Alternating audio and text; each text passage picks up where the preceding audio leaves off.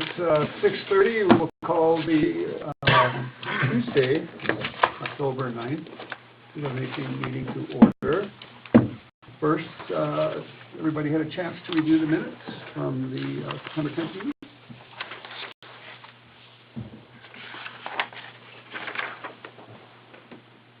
We have a motion on the minutes. Make a motion to approve the meeting minutes. Okay. Do you have a second? I second. Any discussion, corrections, additions? Okay. Colin? Aye. Mike? Aye. No? Yes. Yes.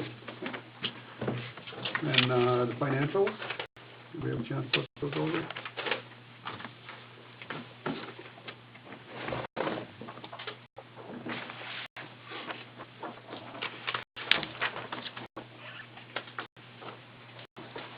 Okay, copy.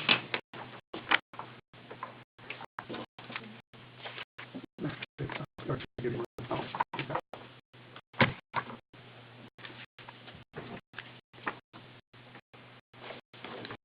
Randy, this is the same as what you emailed out the other day, right? Yeah, Okay. it's just not in the iPad, so I just gave it. Okay. I just was wondering if that changed. I'll move to approve the September financials. Do you have a second? A second. Okay, any discussion? Colin? Aye. Mike? Aye. No? Aye. Yes. Okay, we'll go to the Candy Caravan Civic Club. The Candy Caravan, which we've done the last few years, we would like to ask of the city to do as they've done the past years, of being able to block off Main Street from basically Cafe 77 to the corner here by Dock Shop and the city building in between those. October 31st, the Candy Caravan is 3:30 to 5:30, so approximately 3 o'clock till 5:30, 6 o'clock. The other item with the Candy Caravan is the city of Washburn is on the call list. I don't know who's supposed to call, but if you want to be part of providing candy or actually distributing candy, I know you guys did last year. And we had asked, because of the way we got the street blocked off, that if you're actually handing out candy to be closer to where the memorial building is, Right. instead of them having to come in here. Right. Just for the sake of blocking the street. Just for the sake of blocking the street, and it worked really well last year, and they may do it this year. How they actually block the street on this end is the ambulance and the fire department actually pulled vehicles out Oh, and actually did the blocking on this side of the street. okay. And that worked out well, and then they come down and trick-or-treat to the Legion, and then they went around the ambulance district and things like that. And if you want to participate and donate candy, but no one was able to distribute, you can bring it to Scott's Hardware, and then we put it in buckets and label them, this candy donated by various other businesses, and it gets put in business somewhere along the line. Okay, we'll move that we allow them to block up the streets for October 31st, Candy Caravan. I second it. Discussion. Colin? Aye. Mike? Aye. No? Aye. Yes. And then the second item on there was, I had been asked to give a quick update on the Civic Club meeting today, versus the letter went out. The article in the paper that said Civic Club is considering disbanding was totally misleading, because we never talked about just disbanding and not having a Civic Club. Today we had a list of several ideas of what we could do as a Civic Club to encourage more members to participate. One other option that has been discussed is merging with some of the other smaller groups like Live Fund, and there's a couple others, of merging them all into one group and maybe changing the name or merging into Wahida. But So results of that meeting, all of those are gonna be written out, sent out, and we're gonna try to do a survey monkey type thing where we can ask the questions of if the time of the meeting were changed, would you be more willing to participate? Several things like that. This is more of an informational thing? That was just Okay. strictly information, because I had been asked to give a little bit of update based on the information that Okay. was out there that we were talking about disbanding. Yeah, somebody had talked to me and they said, yeah, one of their ideas was to get more of these groups together rather than just having a bunch of little. Yeah, there's never been any talk of just civic club going away and, Right, not being involved in the city of Washington. okay. Any questions on that, anybody? All right, thanks. Can you go back to the candy portion of it? So Yes, did- we sure can. We did, finish the candy portion. You said we did do it last year? Yes. Can we just look back and, I believe in the meeting you authorized, and to be honest, I don't remember if you just donated the candy or somebody actually came over and handed it out from the city, okay, but I do believe in the minutes last time, and verify this, please, that you had approved like up to $50. I believe you're right, and I was going to bring that up. okay, I was okay, gonna bring that up. I'm pretty sure that's what it was, and it was up to okay, $50. And like I said, we expect, again, depending on the weather, about 150 kids. That's what we've had the last couple of years. But on both of those days, the weather was nice. Yeah. great. So, Well, sorry, I will motion then, we, go ahead and purchase candy up to $50 like last year, and, 75, correction, 75. And we will ask Scott's Hardware then to have a bucket for us, unless, somebody else wants to volunteer to do it. I don't remember who, but I think it was somebody on the commission that said, hey, yeah, I can do that. That'd be fine. I wonder if Kit And then, was it, you know? can do it. It was just that said we would volunteer to Okay. hand out, but I don't know if we did or not. I honestly can't remember if you I think just Larry will this year. donated or actually physically had somebody there to hand out. Well, let's plan on having you guys do it, and if somebody can do it, then we'll change that. Somebody to volunteer to want to do it. 3:30 to 5:30. Because maybe like Jackie might want to, so she can meet the community, the part-time help. Maybe she, with her kids, I'm not, Her But- kids will probably be trick-or-treating. well, that roll it all in one. So, Maybe yeah. but, leave that as an option. We have a second on that motion? A second. Okay. Any other discussion on it then? Colin? Aye. Mike? Aye. No? Aye. Yes. If it is just donated candy, it needs to be to Scott Harbor on no later than the 29th. So we have time to make the bucket. Sure.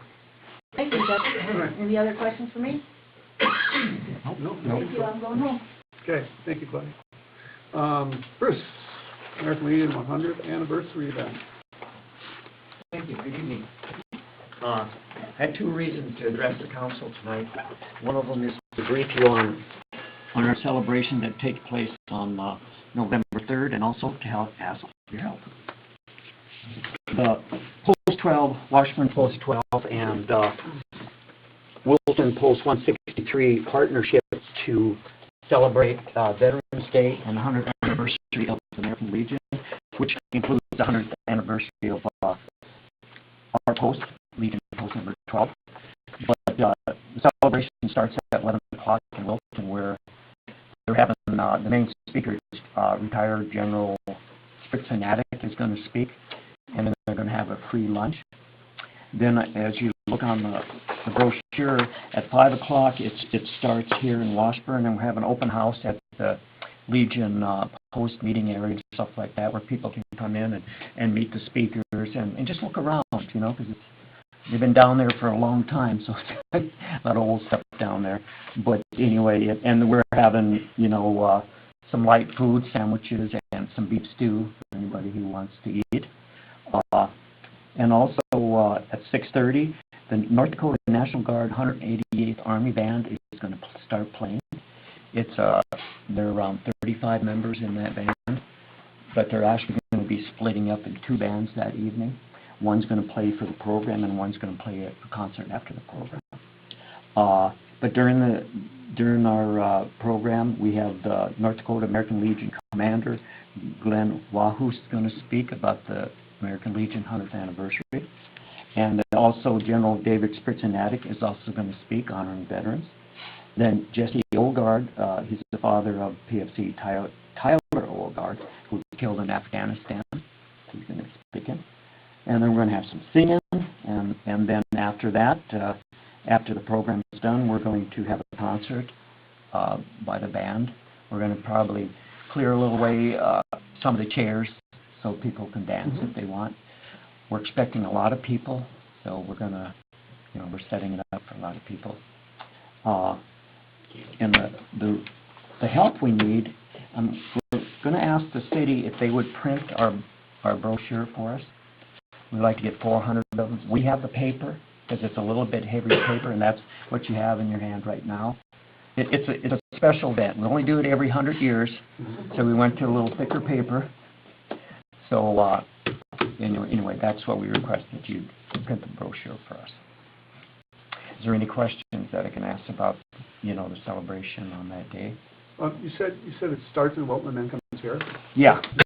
Like what happens in Wilton before they come here, or is that? Well, they're going to have General Spritznatic is going to speak there, and they have their traditional thing in their programs, and then they're going to have a lunch, a free will donation lunch, and that's it.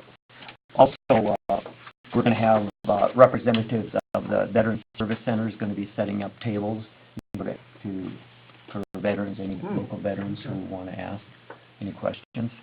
You're going to see a lot of publicity come out, shortly. We're having mailers go out to everyone and stuff like that, but we've been planning this for years, so it's been, we're almost there. I think the Legion does really a lot for the community. I wouldn't have a problem printing these forms. Yeah, as long as we print a good quality, our printer will work to do that. I would think so.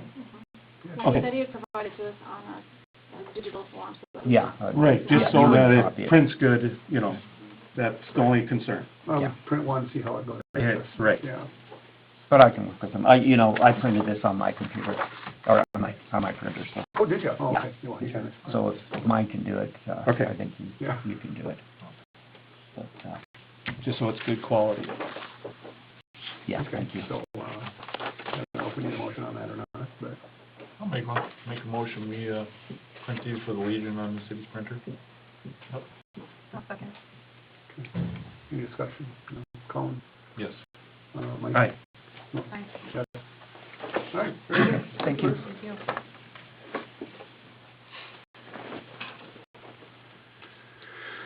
Okay. Let's do, Jeffrey's Building, air quality testing. You want to come up, Mark, and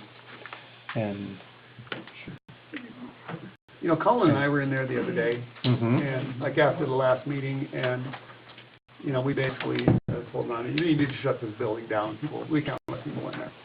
It's bad in there. Pretty bad. So she did that, and I think I had called you, Mike, Yep. and told you. I guess my opinion is, we need to get that air tested, we need to test for asbestos, we need to just get it done. Rather than waiting to try and get a grant or whatever, let's just get it done and see where we're at, That's my opinion. Because I went down there and checked again. All this moldy stuff is wood that they put up with one nail to make the concrete look better.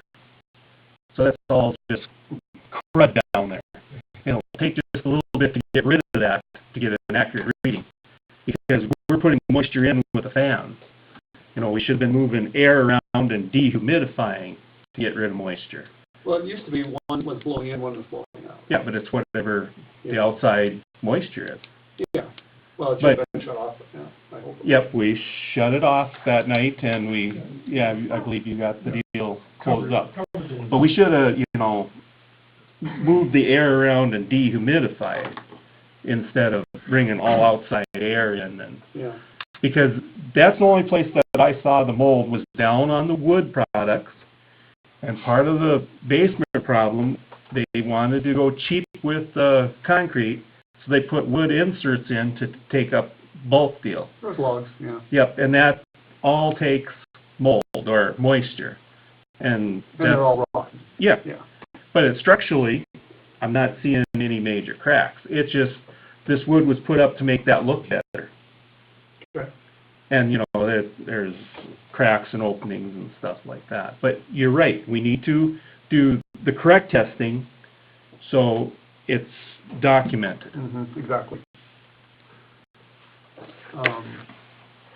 I know there were some bids, and I think Yep. they came to 10, I believe, from Black Trail. You know, not really sure, because one of them is, or one of the things I saw was written to Mr. Stephen Price of Minneapolis, Minnesota. That was for an asbestos sampling. I don't know why we got that one, but there was one for air and mold assessment. And then there was one for phase 1 environmental site assessment, which I don't think we really need to do that at this point, because they go into you know, wells, water quality, spills reporting, cleanup, hazardous material storage, you know, stuff like that, stormwater management. I don't think that's quite where we need to do at this time. We need to do I think the asbestos and air and mold. That's what I think. I don't know what anybody else thinks. Anybody contact like First District Health, see what their thoughts are on this? I talked to them, and, Talking too, but go ahead. yeah, well, you know, you probably talked to them just recently. I talked to them, and they recommended some of these companies to do the testing, because they don't do the testing for any of that. And then we were supposed to get hold of our local health unit for the county Okay. and see what they were going to say about it, about the air quality, because that's what they were more interested in, was the air quality Yeah. than the asbestos, you know. Right. Yeah, I got a hold of them they sent it to me, you know, September 14th, which is about a month ago. They list of testing contractors that they have on hand, and then remediation contractors, you know, who actually does cleanup. So, you know, several out of Minot, several out of Bismarck. Actually, one out of Minot, several out of Bismarck, one out of Fargo. I think the only ones that I have are from this Black Trail Environmental, which is out of Bismarck, I believe. Yeah, and that's on their list.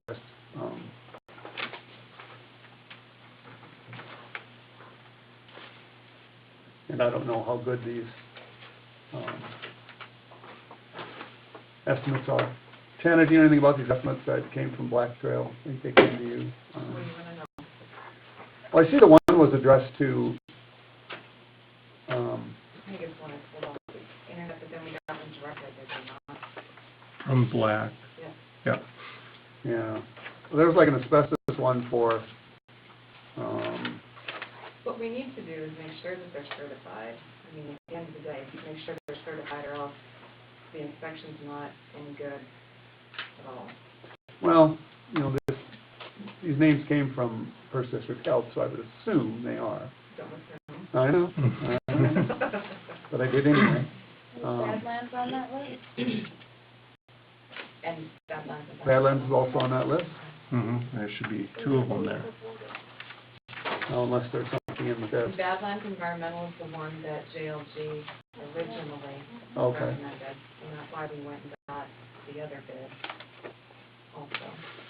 Okay. Both This, of them are certified. yeah, this one from Badlands, it's kind of hard to tell what their bid actually is. You know, they, That's just not really the 5,000 added on. We were 17,500.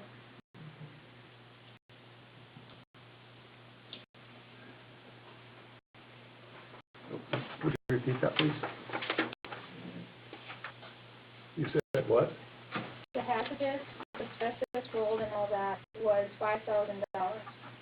Okay. It was added on, that was the original bid. Because But- DOG came out with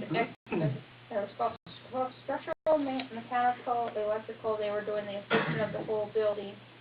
Then I went and added on, saying, after we do all that, we want to know and make sure that there's no mold and asbestos and all the other stuff on it. Right.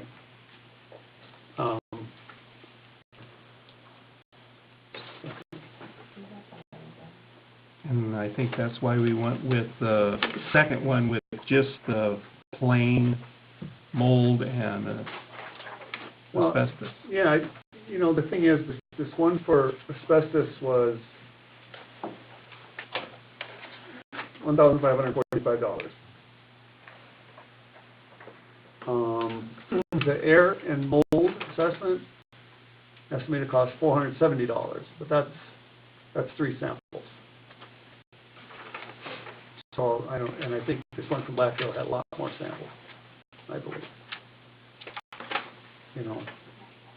But I think it would be easier to add on a few more samples on this one and still come way under $5,000. Yeah. And that was Badlands, you're saying? Black Trail. The Black Trail. Badlands had a lump sum of $650, and they did 6 samples for mold, and then there's like additional $75 for the air and swab samples.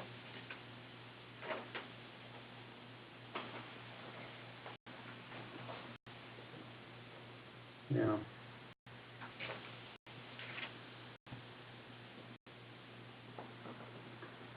But then, if it's an extra $5,000, where does that all come in at?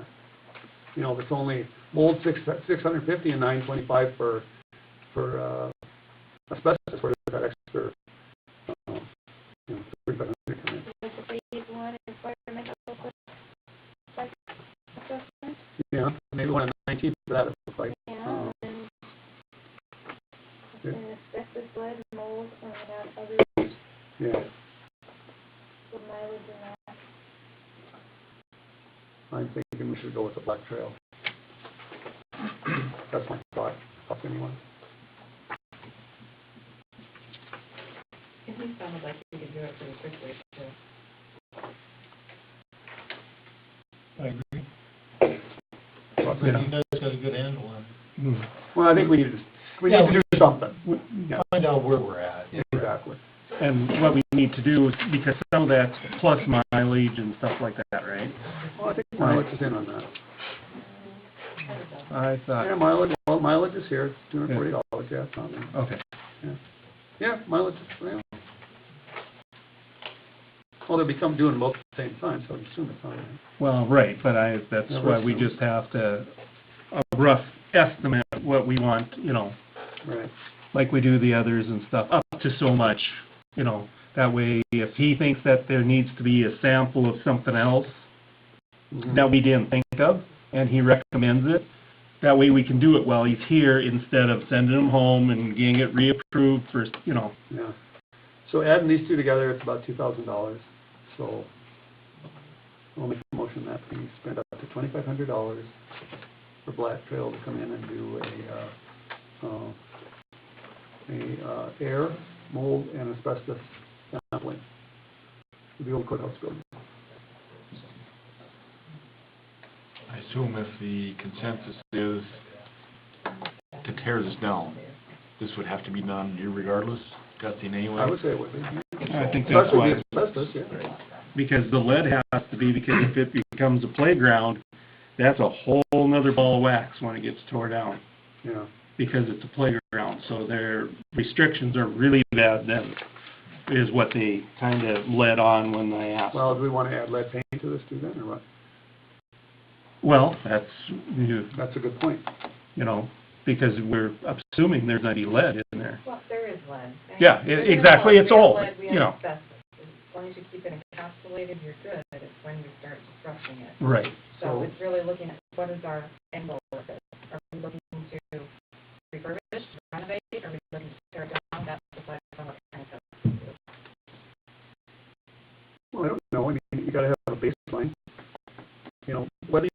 tear it down, you still have to do all these, right? All right, so we could just as well do the We should lead. Add lead to it also. Yeah.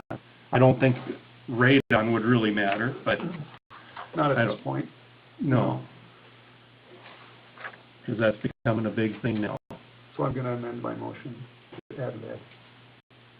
Yeah, add Yeah. lead paint. Any other things that we can think of that we need Do we have a tested? second yet? Let's get a second before we continue on with this. Okay, I second that. Okay. Now, go on. Is there anybody else that has ideas that should be tested in there? Now, we are going to test all 3 floors, you know, right? I guess that would be kind of up to them. Right, You know, but they know so, what's going on. so if, you know, we allow them to do that if they want to do it. And, lead paint and, asbestos and the mold. Is there anything else that we can think of that we want tested? Well, I, like I said, I think for now, you know, we're getting a baseline, and that's what we need. So, I don't know unless you think of something else.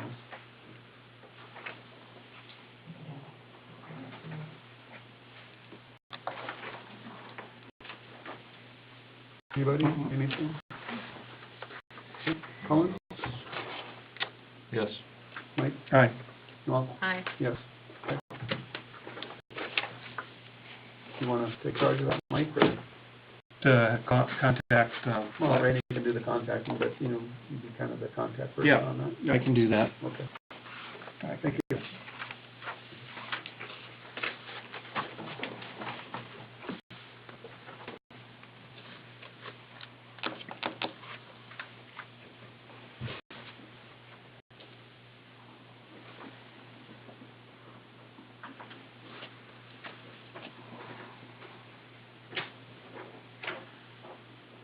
Memorial Hall, rain gutter? I went and looked at the rain gutters, and the plastic pipe that was put up there is all broke up.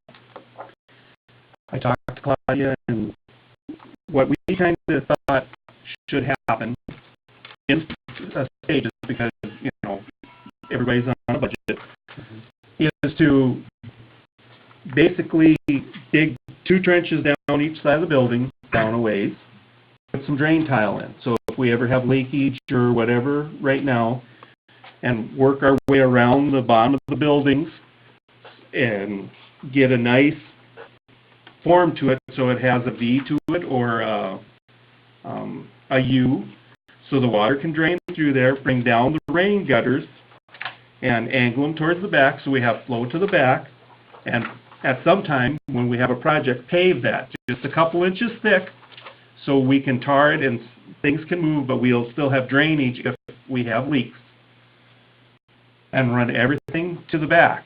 Now, we talked about the ice in the winter, and they have that problem already, because that's where the water runs, and it's a matter of sanding it.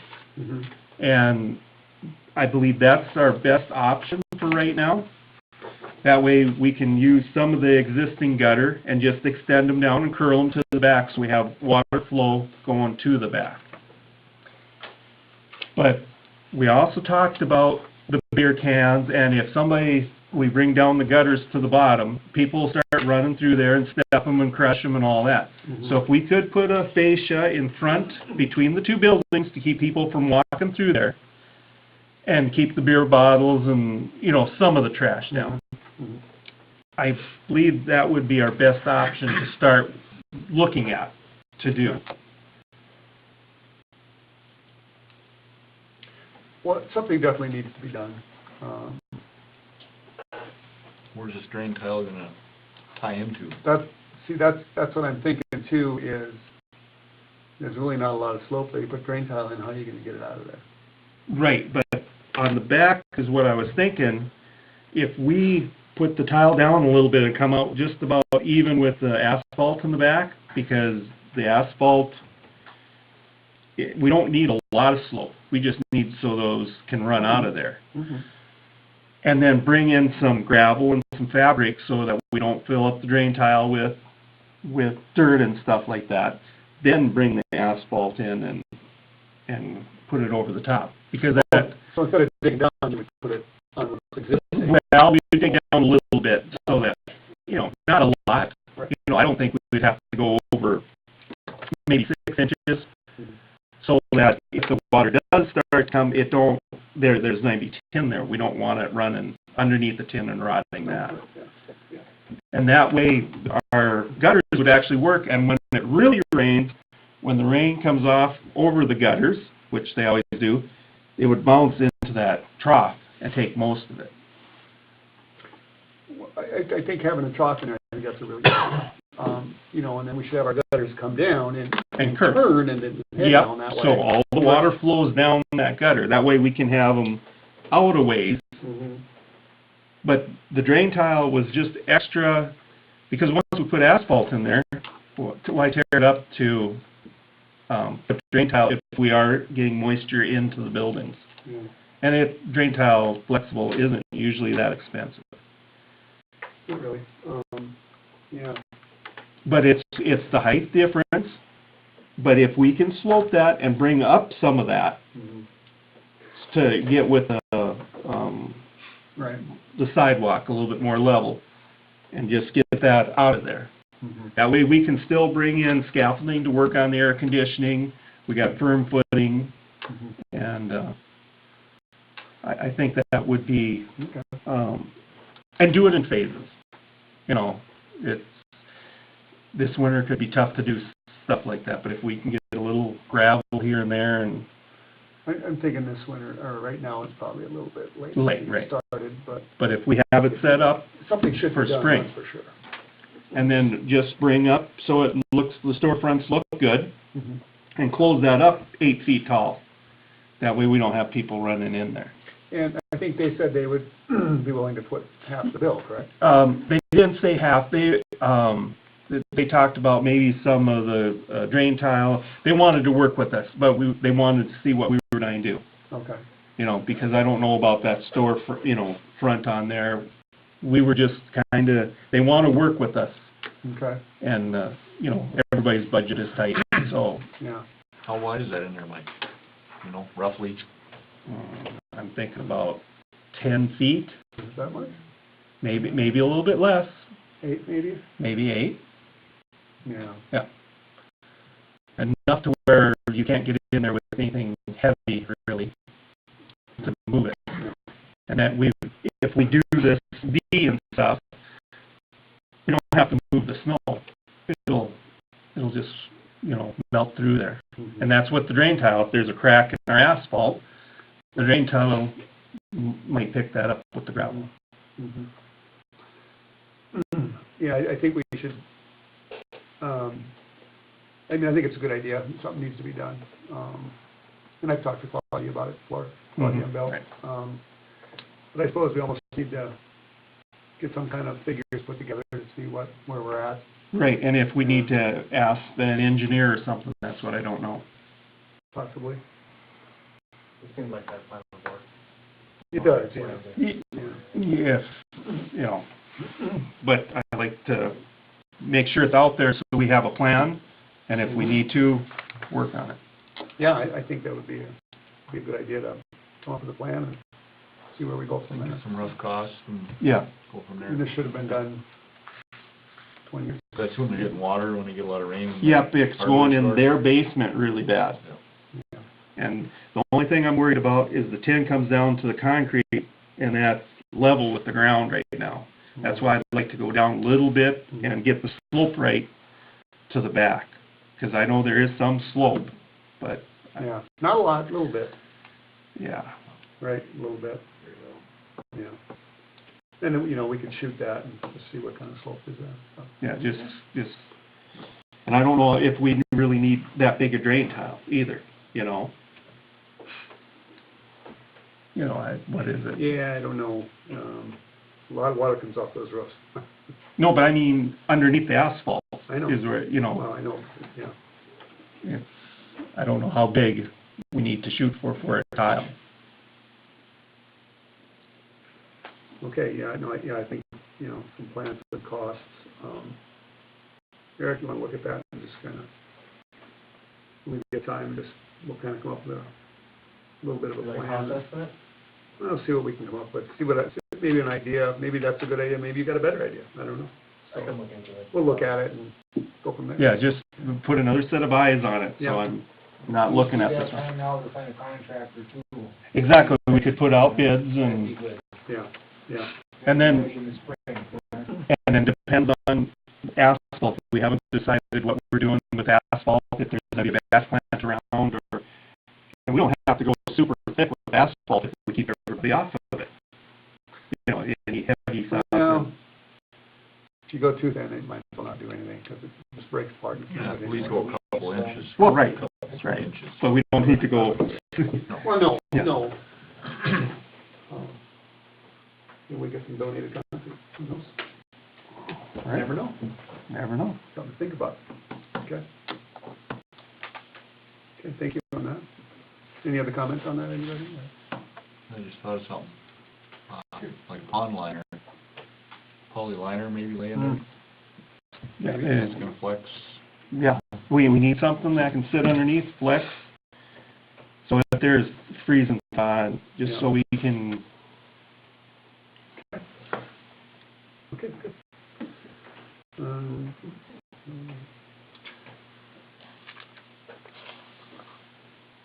Delinquent water bills was discussed last meeting briefly. In front of you, you have an updated list as of today. Jackie around this report.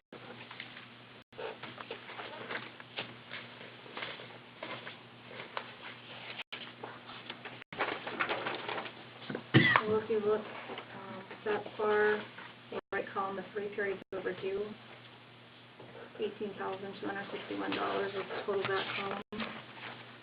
2 periods overdue, $4,636, and 1 period overdue is $7,085. Those three combined, $29,982.47, almost $30,000 Wow. past due. Per our ordinance, we can do letters, giving them 7 days' notice in advance to the shut-off of their service, if that's what you decide to do.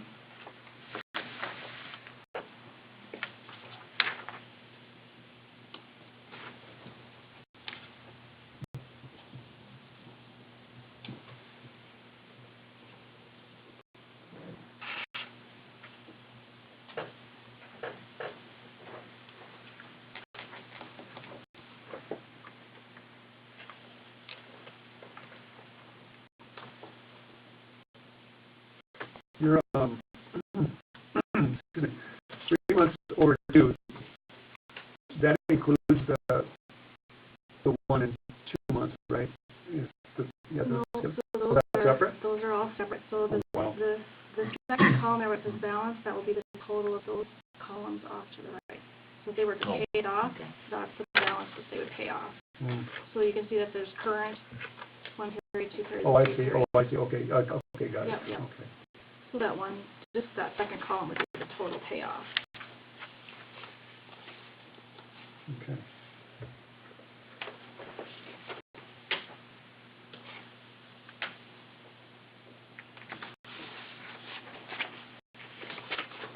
Colin, thoughts?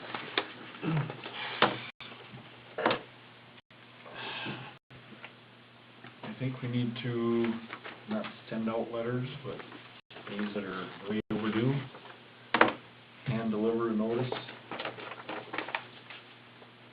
I guess my thoughts, give them 30 days to rectify the problem. So they come in and make some kind of a arrangement with the city. It can't be well, it'll be $10 a month till it's paid off. Well, if your water bill is $50 a month, you're going further behind. Mm-hmm. We need to gain ground on this. And if we don't get any response within 30 days, shut the water off.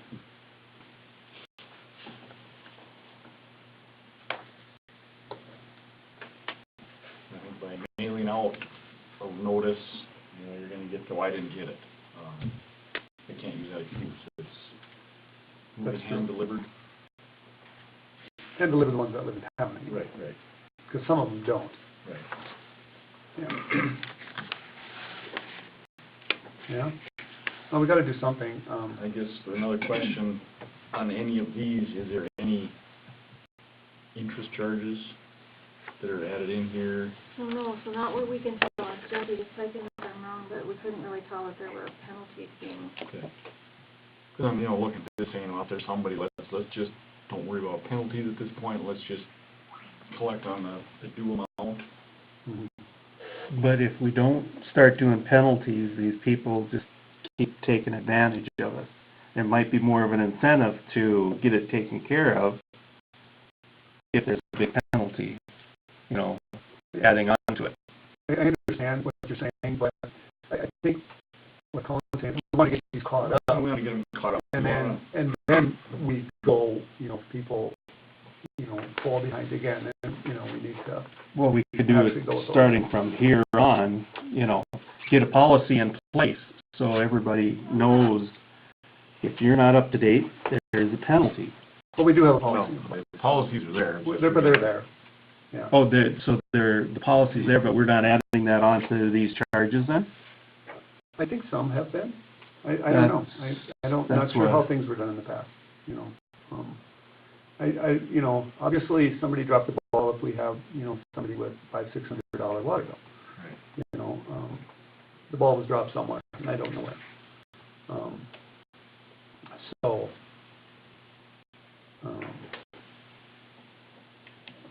but like I said, I think that the main thing is getting caught up, with some of these people, and I know some of these people are probably low income, and I really don't want to penalize them even worse, I just want to get them caught up, if they can get caught up. At least for now, until we get things straightened out. That's my thought.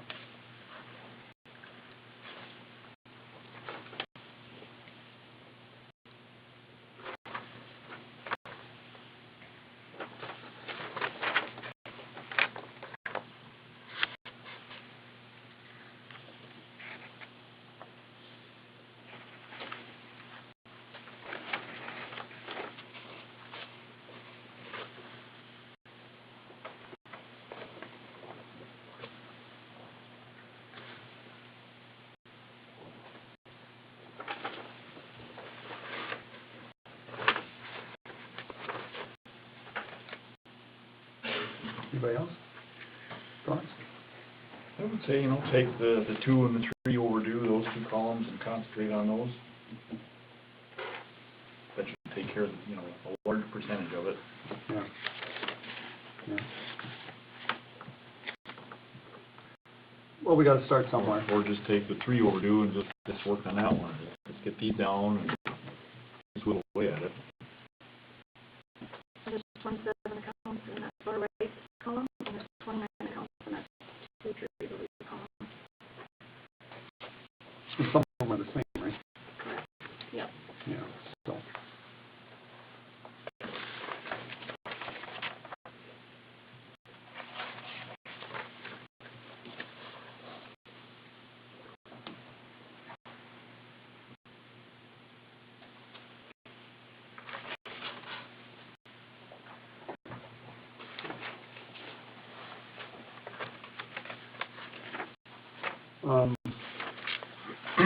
How do you propose delivering them door to door? I think we should do certified mail. I don't think door-to-door is the answer. Because whoever does it's going to have conflict with them. I know, that's the bad part. That's the bad part. With certified mail, somebody signs for it. Unless they don't take it, unless they don't get it, Well, then we can deal with it after that, Yeah. but, I mean, yeah. Because some of these live out of town. Mhm.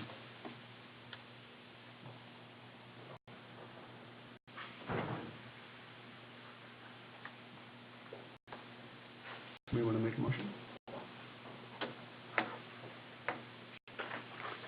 Granted, some of these people don't live here anymore. And I don't know if they were house owners or renters. We'll have to figure that out also, because if they were renters, then the owner is responsible.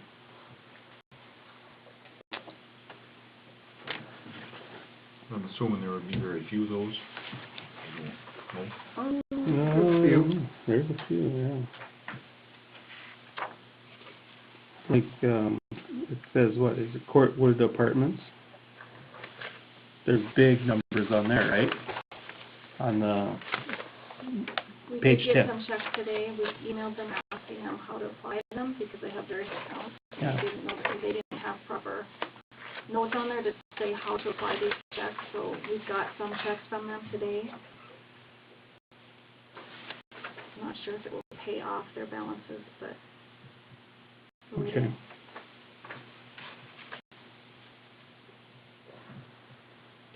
Well, I will make a motion that we,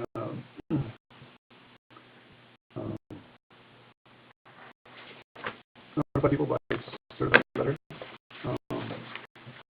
And we'll go with the,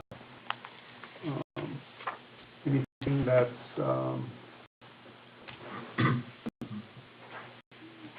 not 1 month overdue, but anything after that, we'll start with that.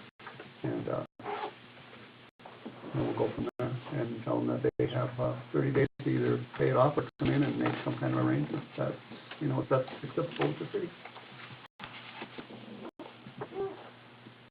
That's my motion.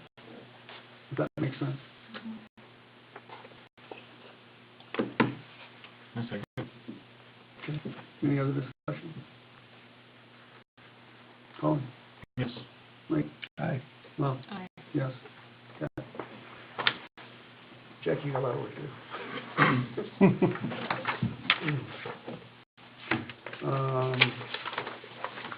Washburn Riverside 4-H Club, Memorial Hall fee waiver.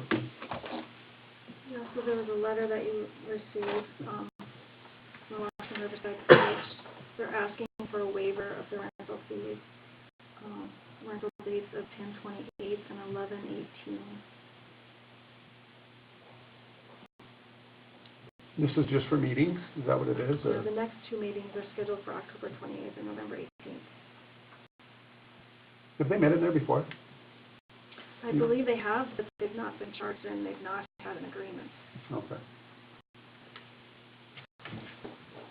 I move we waive the fees for those 2 dates for the Riverside 4-H Club. You know, except for the deposit, of course. Right, we need to make sure there's a contract. Mhm. I second that motion. Any discussion? Colin? Yes. Mike? Aye. No? Aye. Yes.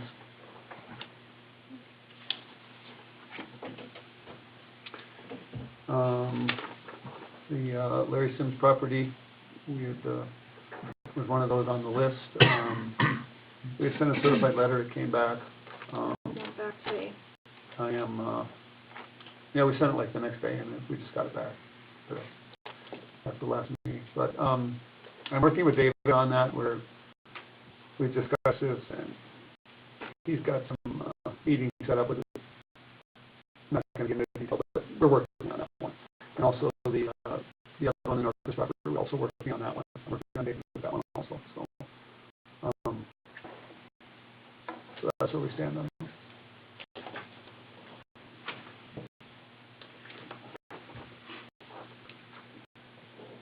Let's go to Insurance Reserve Fund. Yeah, so our renewal came up, and so we renewed, but Mike Nelson asked about if we wanted to increase. And so he suggested we reach out to David Lindell, and David suggests that, yes, we increase our coverage. And so I guess we just need your approval to increase the coverage. How much did he recommend? He recommended 4. So the total additional premium was about $1,055. What's our premium now, do you know? I don't think I have that. So right now we have 2. Correct. Right. I don't have that with me.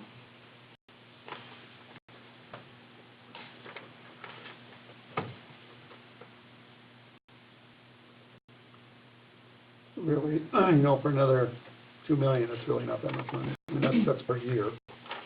So it's like, what, $90 a year, whatever. I mean, a month, which isn't bad. Now, that just increases our balloon coverage?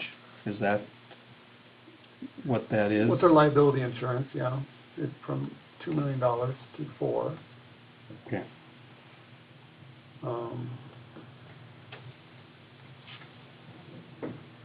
It's, so the total additional, contribution will include the business auto and general liability. And the total additional, contribution would also be in addition to the 2 million that we have. So, well, let me ask you this. It's taken it from 2 million to 4 million? Okay. Correct, yeah. So 4 million would be an additional 1,055, right? Right. Per year. Right. Well, I think if our, attorney recommends this, probably a good thing. So make a motion to increase it to 4 million to $1,055 a year. Second.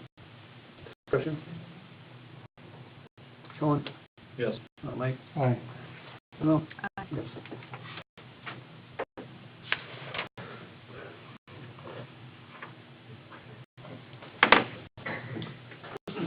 St. Edmunds raffle. We're doing a raffle for the what, turkey bingo or whatever, isn't it, Rainey? or- Yep, yep. So they're asking for people to do a local permit. Yeah. All we gotta do is prove it. I'll move to approve the St. Edmunds Catholic Church raffle. I second that. Discussion? Colin? Yes. Mike? Aye. Norm? Aye. Yes. And we got another one today. I got it, yep. Yeah, Stuff Unlimited. They want to do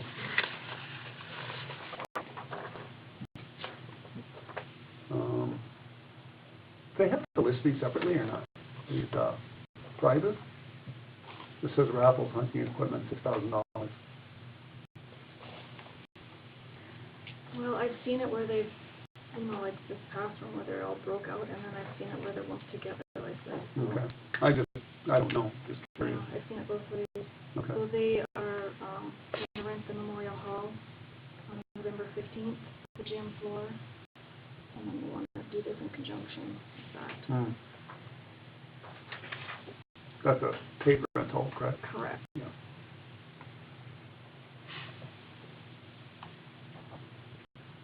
I make a motion to approve this for Ducks Unlimited. I'll second. Discussion? Colin? Yes. Mike? Aye. Mark? Aye. Yes.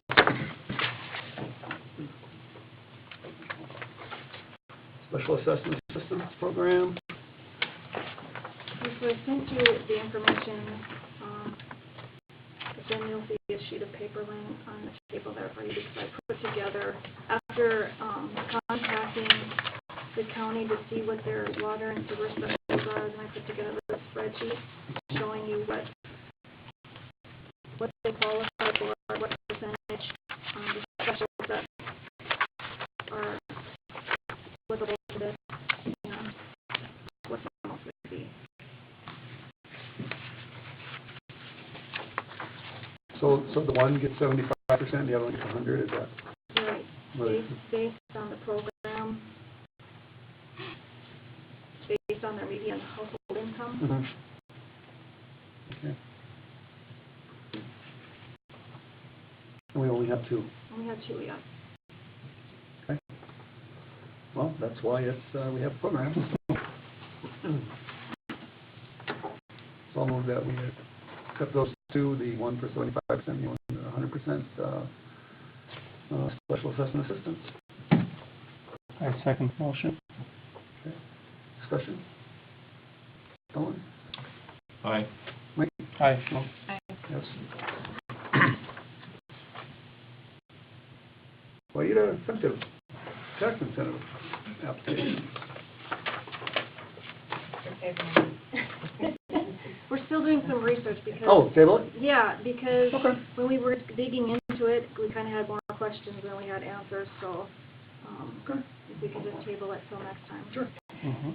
What it is when new residents apply for the new resident incentive package, one of the items is the tax abatement. So Rainey and I are trying to figure out exactly how it was done in the past, because we're not getting the right answers to steps and all that. So we have more questions. Yeah, we've got more Okay. questions than answers. All right, city credit card. Okay, so, I got an application from Farmer Security Bank. You know, you've had a credit card in the past, and then it was discontinued, canceled or discontinued when staff left. And so now this is just applying again for a city card. Spoke with Brian and Adam and Jackie, and we all agree that we could just have one, have it in the office, and then use it as needed. Sure. We don't all need a card individually, we don't think there's a need for it. So, just would like to be able to proceed with getting a credit card for the city for those items that need to be purchased that way. And kind of in conjunction with that then, just some kind of purchasing authority, like what do we have the ability, you know, you've talked in the past about certain limits, and they've reversed something, and then they've been changed, and kind of nobody really knows Yeah. what they are anymore, so we would just like you to put together some kind of guideline or purchasing authority for us, so that when we need to purchase office supplies or different things that are needed, we can do that. Would it cost us more to have a credit card for each employee so we can track who's making these purchases? Because I think in the past, wasn't that a problem? There was one credit card and nobody knew who was We putting haven't what. had one credit card for a long time. They've each had their own for quite some time. Right, and is that costing us any extra to have a credit card? So we can track, so they have to sign their deal. Do you two guys have one now? No, nobody has Nobody it. has. Not Canceled anymore. everything. Okay. They canceled everything. So in visiting with the other people, we just don't see the need that each of us have an individual card. You've not had it for this period of time. We've done expense reports, be reimbursed for the little things that they've had. Yeah. So if we just have it in the office, they come to the office and get it and use it and turn in the receipt to us in the office. Would it be easier as a whole to issue everybody a credit card that gets used for fuel purchase, for parts purchase, everything, then at the end of the month, they go in and they can, I guess what I call GL code, maintenance, repairs, whatever, then the city writes one check versus writing one to this company, this company, this company. But then you're also responsible, you're tied to those receipts. And who authorized them? Doesn't, maybe I'm wrong, but doesn't like a business in town have to pay extra if somebody uses a credit card, Usually costs, yeah. There's a cost there. you know?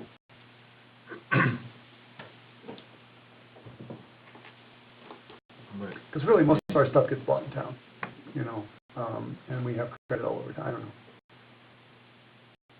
Right, this would be like if you had to get a part from somewhere, you know, through where you would have a card. You're on the phone, and he's in the shop or somewhere, and it's one of those, okay, it's something we have to do, we have to get it coming, and it's under the allotted amount. Instead of him running all the way back here and trying to find the card, then give him the numbers off there, they would have their own cards. Well, really, I think if we have cards, they should stay in the office unless somebody's going to use them. We've had issues with credit cards in the past, and we don't need that to happen again. I think that comes down to Responsibility. the city commission, that the responsibility is, if needs to be reconciled and everything needs to be accounted for. You know, we can go either way, I mean, I don't care, but. Well, but if you have one credit card, is it gonna cost us any more to have 4 credit cards? No, it does not look like it. I think so.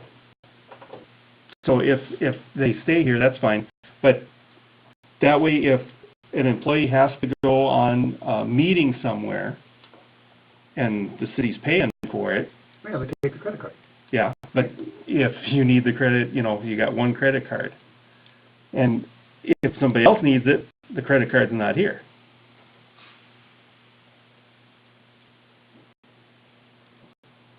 You know, if you got one going to a water meeting and one going to something else,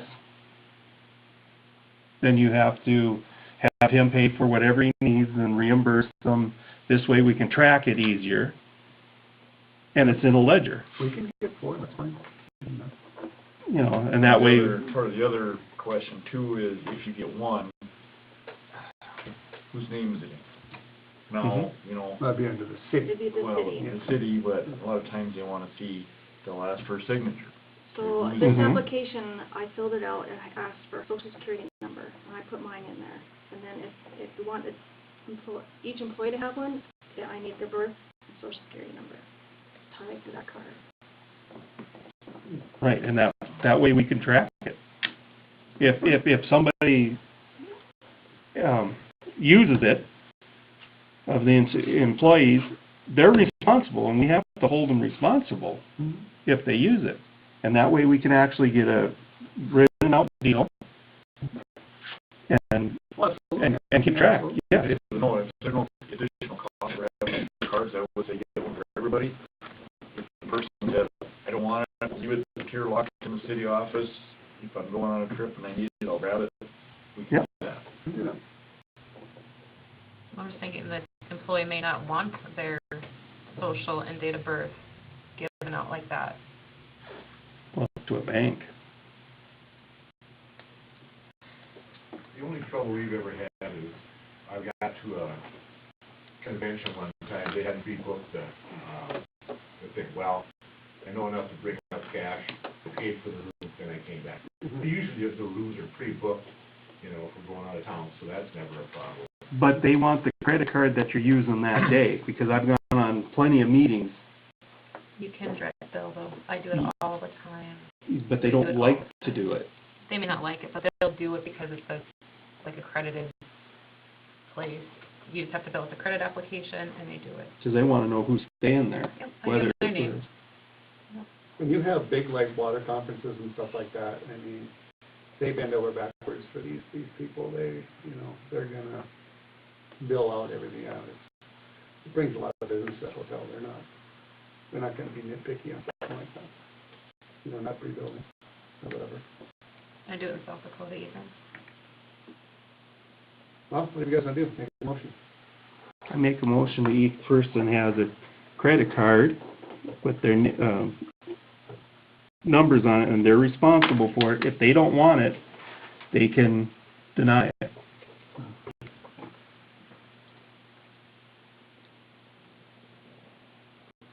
Okay. You have a second? I second. Did anybody ask our employees how they felt about it, or?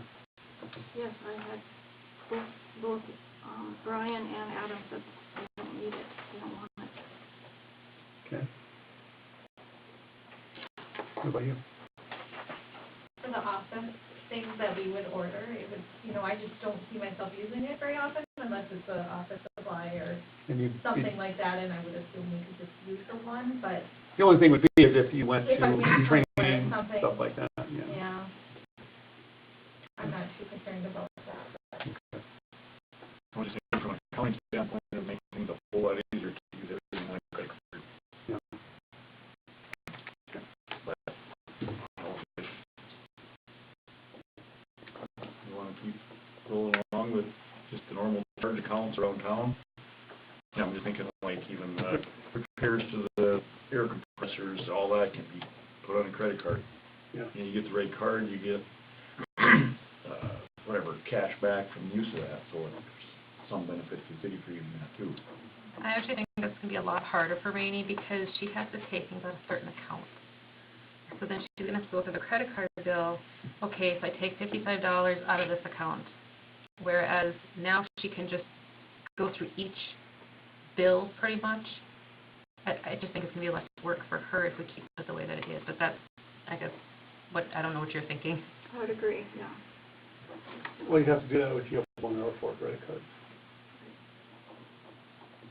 You almost need 8 credit cards, at least 1. So, Right. you know, I mean, we need at least 1. Any other discussion? Just for clarification, okay, so you're saying get everybody their own. Now, if, I'm gonna use Brian for example, now if we say, okay, fill this out, and he says, absolutely not, we're not gonna force him to fill out the application and then turn his credit card into Rainey to keep as the holder. If he says, no, I'm not filling this out, we're not gonna force him, correct? Or are we Right, we're not there saying, to force them, as long as we're not, but just so they know if they go on a conference, you know, they better take some money with them, then get reimbursed through the city at a later date when they put the bill in. And they might not want to do that it's their choice. They can either opt in or opt out of the credit card. Like I said, most of the time it gets sent in ahead of time anyway. If you do take out the credit card, like in my name, like last time, if I don't ever sign up on that, the credit card company will, they're doing a credit check and stuff on it, they'll actually count that against your score. Not that it makes any difference to the city, but if you're, as an individual, if you never sign that thing, they check it every month, see what you did, and then your credit score will actually be affected by that, is what I've been told. But I thought you used your social security number for the one in the Washburn. When I filled out the city one, for the one, it asked for my information to sign the person signing the application. So if I want to issue individual employees, there's a section for each of them, and they have to provide their date of birth and social security number. But that's actually a Washburn credit card, not a personal credit. It's like a business card, right? So that business card shouldn't affect his credit at all. Still would, because they want his social security number. So yeah. I wonder if they would let you use like a tax ID number for the city. Well, this is, I asked Jamie because I was like, okay, we're going to do this. And she's like, this is a special one for this particular, for the city. Well, let's see if, I don't know where we can add motions on the table, but it doesn't appear that nobody else wants one. Well, we can vote on it, or else you can retract the motion, or, you know, we have a motion on the table, let's vote on it. It's for individual, Colin. For everybody getting an individual one? Yes, that was the motion. Yes. No. Mike? Aye. Well, No. no. Okay. Now, we can go back. No. We'll make a motion to get one credit card for the city. And everybody can be a signer on it. Right. Everybody would access it if they needed it at that point. Okay. Wait a second. Second. Any other discussion on that one now? Colin? Yes. Mike? Aye. Well, yes.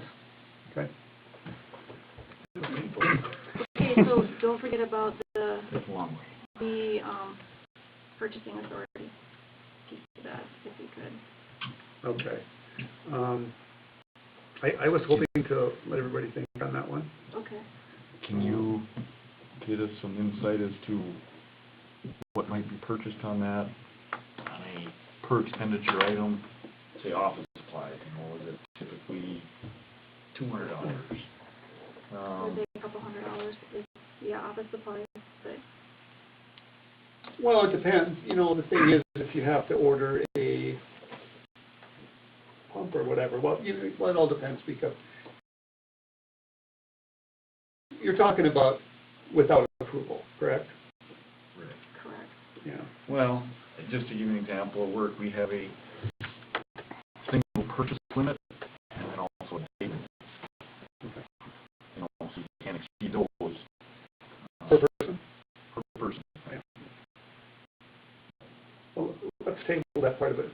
everybody think on that a little bit, maybe Randy give us a little more.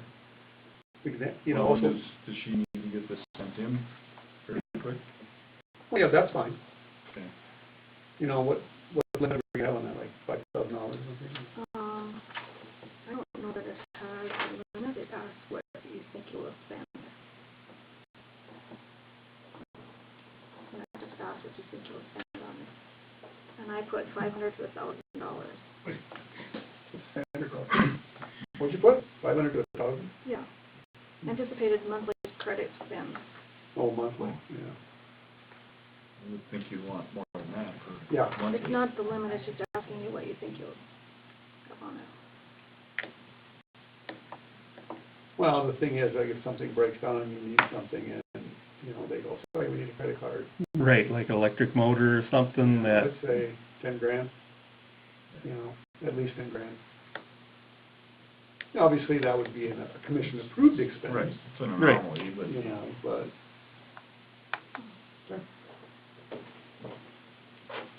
And like I said, that purchasing authority limit will, you know, without approval, commission approval, we'll discuss that next meeting.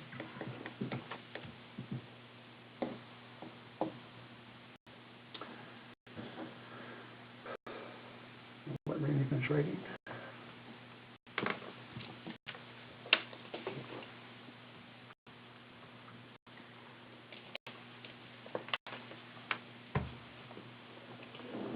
Computer services proposal from NRG. So this company came in and looked at our computer services or computer situation. You would ask them to come in, correct? I'd asked them to come in because I've not been too happy with who we have currently. So I asked them to come in, and this was the bid proposal that they prepared for us.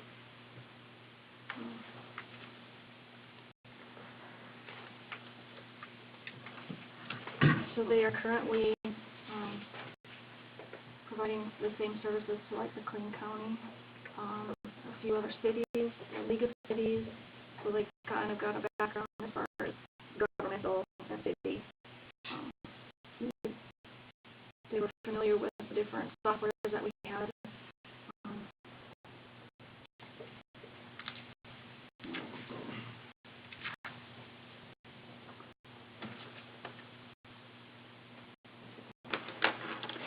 I think I visited with a couple of you about it, but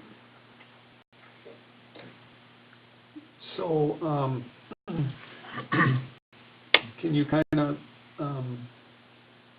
clarify, like, what this would cost us? I mean, I think yeah. or first of all, I should say, it backs up, what, every day or something? And, Yeah, so I had asked them because currently, it's my understanding that our computer is backed up onto a hard drive that's sitting right next to our server. So if we would have a fire, we'd lose it all. Our backup is right next to our server.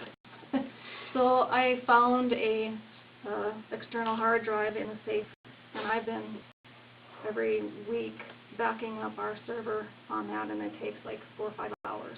Just because I'm like, what if something would happen? We don't want to have to recreate everything. So I've been taking that, backing it up, and then taking it off site so that it's not here. So I had asked them about the backup. So that's that Data Alto 3 section at the bottom of that proposal. So it's a timed backup.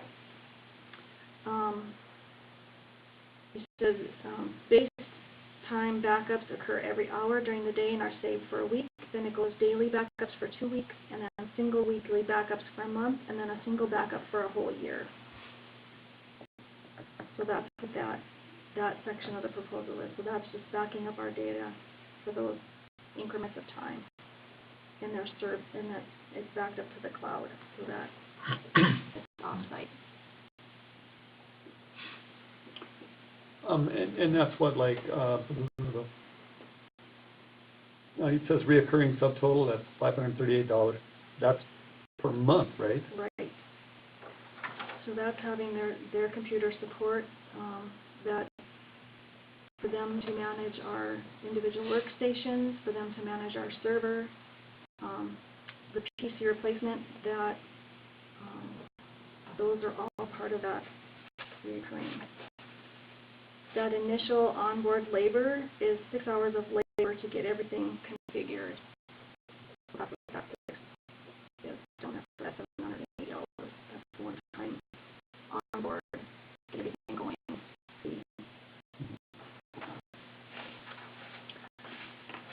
You know, if we would lose our stuff, we would be screwed. Well, what do we spend now in our current? Not much at all. But we're not getting much service at all. Yeah. Now, is there a way to back up on the cloud? Is that secured enough? That's what this is. That's what this is. This is through the cloud, so we can, if somebody wipes out our computer on purpose because they're mad, we can just go in and download it onto another computer and we're back up and running, right? Yeah, he said because it's on the cloud, they're able to get things Right. recreated or back up and going with it Instead for of a short amount of time. Instead of a hard drive in a corner somewhere, we're global, basically. And that's all the computers, right, not just, I mean, this covers Well, everything on Yes, both this computers. proposal covers everything. Mhm.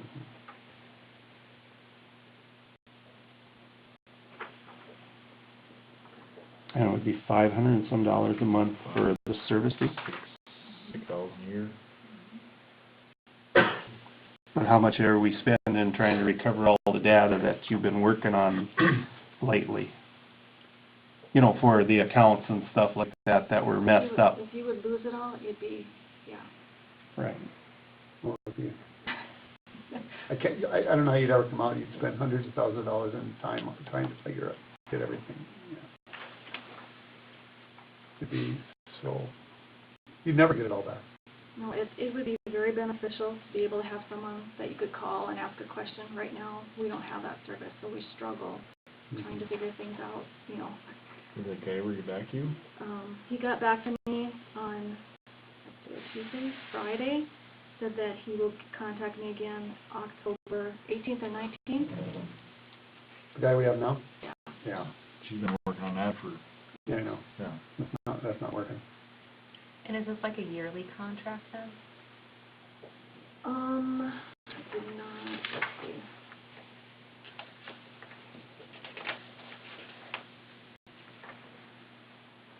I did not ask that question. I would say because it doesn't have that language in it, I would say it would be a contract until you terminated it. Because it doesn't have a, you know, it doesn't have a term listed here, and it doesn't have a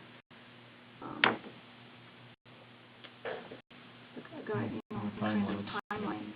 Right.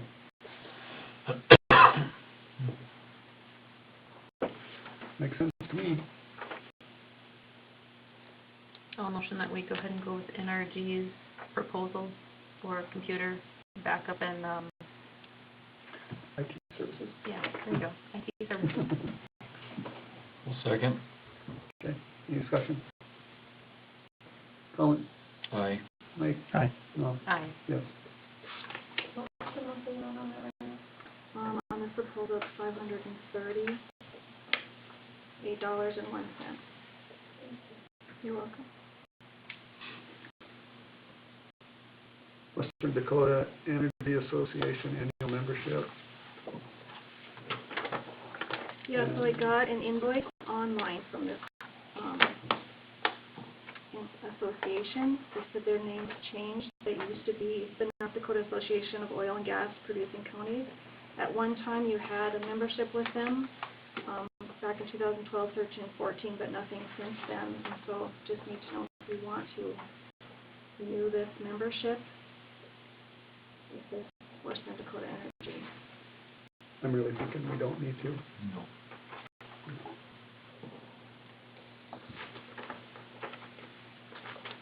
Thoughts on anybody? Did they have to explain to you anything, Randy, on different, benefits of having it? So, let's see.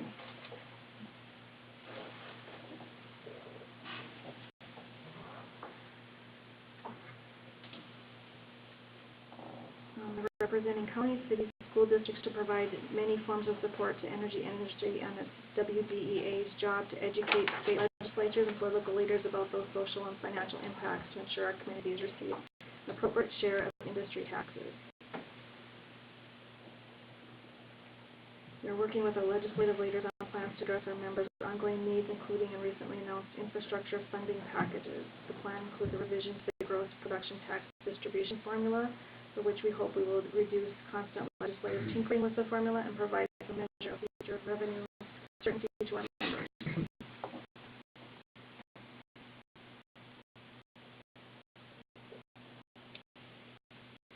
Anybody? How about Hannah? Did you have any?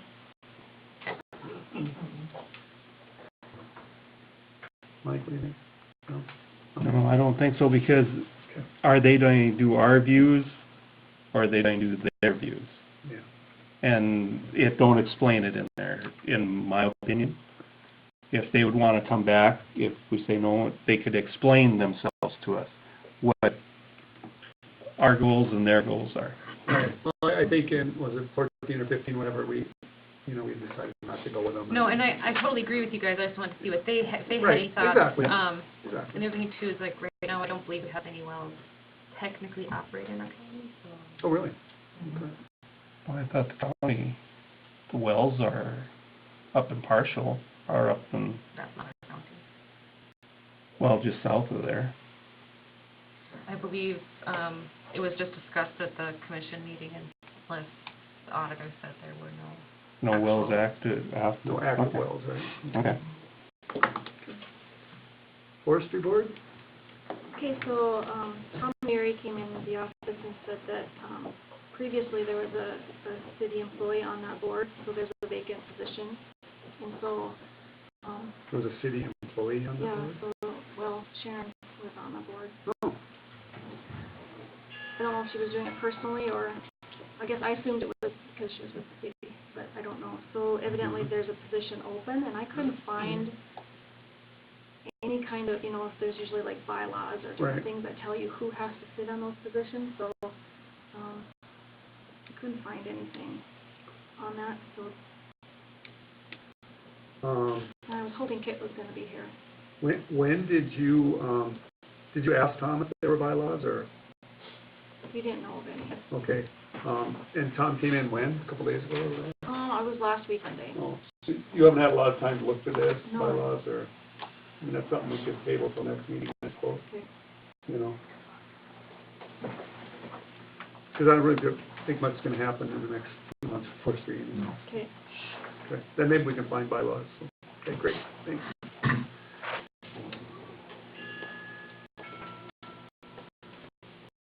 Conference room chairs. I would really like a new chair, but, with our, budget the way it is, I think maybe we should hold off, because we could spend this money on our, Computer system. either that or our assessment of the building over there. So, and I think I made the comment a while back, if you want a new chair, you can feel free to buy one out of your own pocket. And then you keep it in. Yeah. Yeah, got it. So, skip the chairs, everybody? Okay. Mm-hmm. Thanks. Okay. All right, so then, sorry.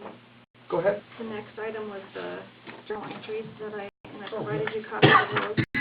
So I just wanted you to be aware that they've suggested these journal entries. Linda and I went through them. There are some of them that you say no is next to. Those are the ones that we are saying we should not do.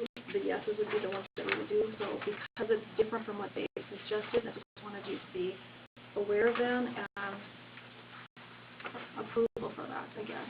This is from our 2016 audit. Correct. And if you look at these, most of them are no.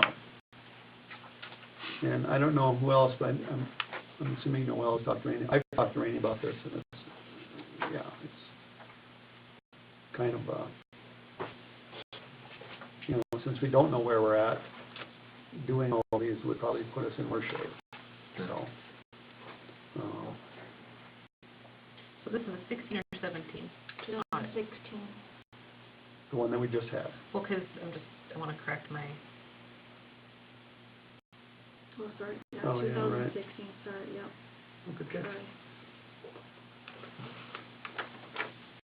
So these are the, what are there, like 1, 2, 3, 4, 2,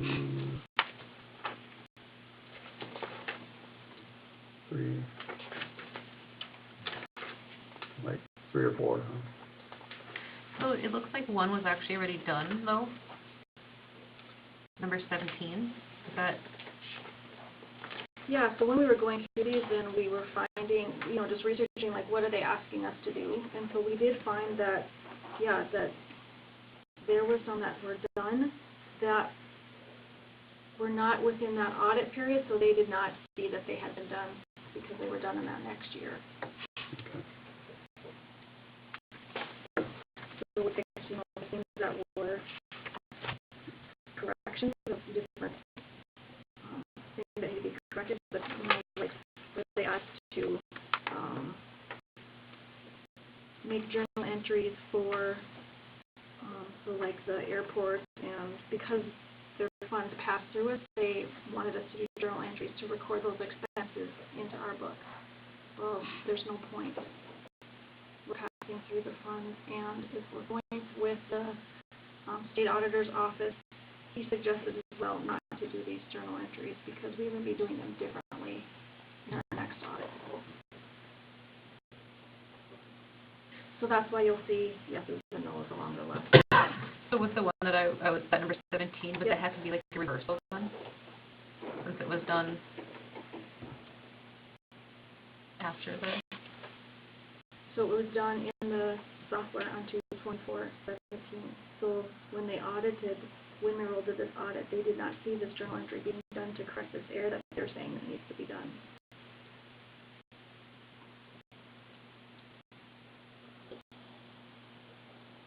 Yeah, it was already done by the time they came out with their thing, so, yeah. Mhm. So I'm gonna motion that we, go ahead with the, journal entries that, or adjusting the journal entries that Randy has marked for us to, do in this, report. Does that make sense?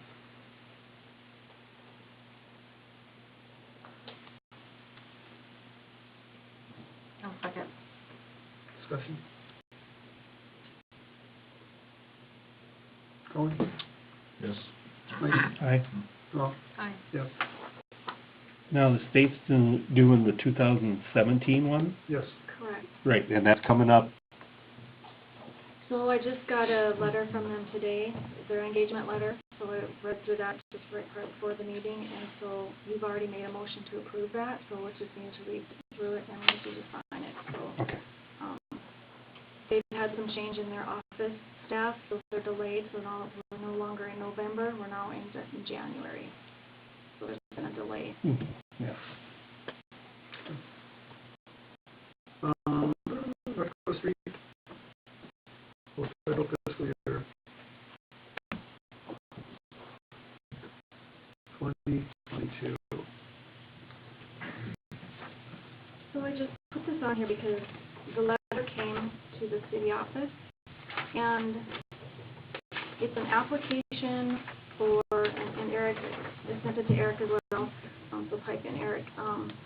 This is an application that needs to be submitted to North Dakota DOT by December 31st, 2018. So since it was just a short window of time, but it's for federal fiscal year 2022. Correct. So I just didn't know if we needed to have Eric do some kind of application for it, or what we needed to do. You only gotta do an application if you actually wanna apply for this funding. And I got some information I printed off from the DOT's website on this, and I talked to Pam Wagner at the DOT today a little bit about it too. But this program, North Dakota Street, is a program for small communities, they say under 5,000 people, for up to $3 million is the federal funding amount. And it's supposed to be for improving, like, state highways that run through small municipalities, basically. So, thing is that it's pretty narrow in scope on what you can actually use it for.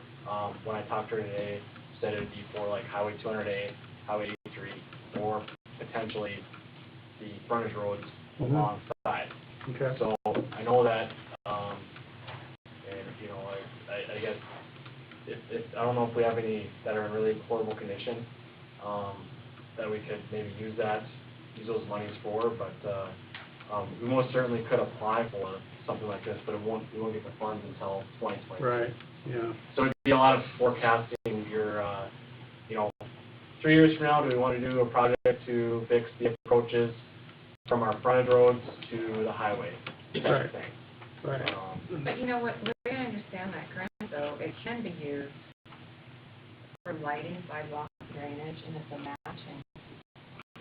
Yep, of the money, you could get up to $2 million for a project, but there's only $3 million total, so that you get that much is probably highly likely. And 80% of the money would come from that funding, and then 10% would come from DOT, and 10% would come from the local government organization, which would be the city. I was gonna ask if there was a match, but that's a pretty good match. About 10%, yep. But for lighting sidewalks, you know, along Highway 83, that would, some of those sidewalks are not in good shape right now, but additional lighting along that walking trail would be nice, or? And that project was what, 2011 when they did the bike path and stuff, or how long has that been? I don't know how good the sidewalk or how good of a shape it's in right now. First by the river. Okay. So, And there's not really much sidewalk on the east side of town. Very And well. that's where the development is trying to go, the way it looks. You know, there are a few houses going up back there yet. You mean across the highway? Yep, across the highway. And, you know, are we going to need to do a frontage road to the south? You know, that would be something we might want to look at. That would be nice to get a frontage road, you know. Yeah, Right, cut would that be- down and get a frontage road, because we kind of tied ourselves going to the north there, you know, Right. and it gets busy during the day crossing Yeah. between the two. Yeah, but that would be up to, you know, if renters wanted to, you know, offer that land for development, or if they're just not going to, you know what I mean? Right, Because if they're now determined not to, you know, say we would be open to that, why would we do it, you know, but. right, because if we would get a frontage road on there before it's developed, then we could use the crossing also by the state highway department. Right. Because it gets interesting once in a while with a short turn and Right. and that big hill there. And if they do want development, and the way they put that opening in there, you can't see who's popping over that hill because it wasn't done right. and I looked into this, I asked her the question, and the actual contact person is Elena Gossman. I left a message on her machine, but I just, like I said, I got a hold of Pam, who does the Transportation Alternatives Program, or the TAP program. And, you know, I asked if, could this be something that could be done for, you know, some of the residential streets that aren't necessarily, you know, adjacent to the highways, but are near. And she says that most likely wouldn't be something that, Yeah. that they could do, so.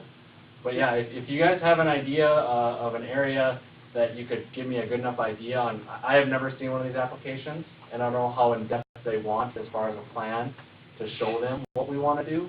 But we would have to estimate a cost and put that in Right. there, and, you know, so. Well, it had been talked, you know, years ago about a frontage road, like where Mike's talking there, you know, from, like the Captain's Cabin over to the county shop, you know. That had been talked about, man, when was that, Brian? That was quite a while ago. Injuries, no.